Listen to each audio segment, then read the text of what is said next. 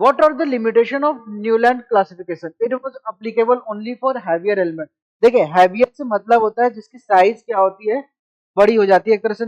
देखिए अगर हम बात करें किसी एटम का, तो हैवियर होने का मतलब नंबर ऑफ प्रोटॉन और नंबर ऑफ न्यूट्रॉन को बढ़ जाना, जिससे उसका एटॉमिक मास क्या हो जाएगा, इंक्रीज कर जाएगा। तो जैसे जैसे पीरियोडिक टेबल में हम number of down the group जाते हैं, ठीक है, जैसे जैसे नंबर ऑफ सेल हमारा बढ़ता है, हमारा एलिमेंट क्या हो जाता है, हैवी होता जाता है। तो क्या ये हैवियर एलिमेंट पे एप्लीकेबल था? मतलब 4D सीरीज, 5D सीरीज, या आप बोल दीजिए 6 पीरियड, 7 पीरियड, 4th पीरियड, इन सब पे एप्लीकेबल था? नहीं। ये कहां तक एप्लीकेबल था?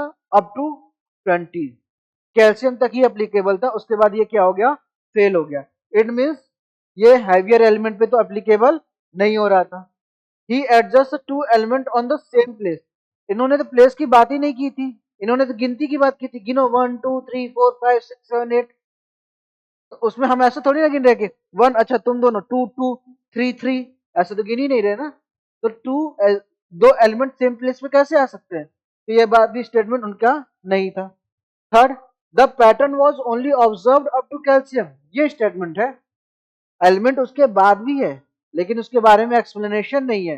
तो ये उनकी लिमिटेशन है, इसके आगे वो सोच नहीं पा रहे हैं।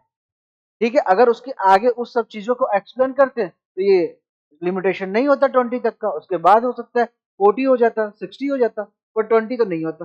पर उन्होंने इसके आगे एक्सप्लेन नहीं कर पाए, तो मतलब ये उनकी क्या थी, लिमिटेशन था, कि उन्होंने भी सिर्फ 20 तक के एलिमेंट को ही ऑब्जर्व कर पाए।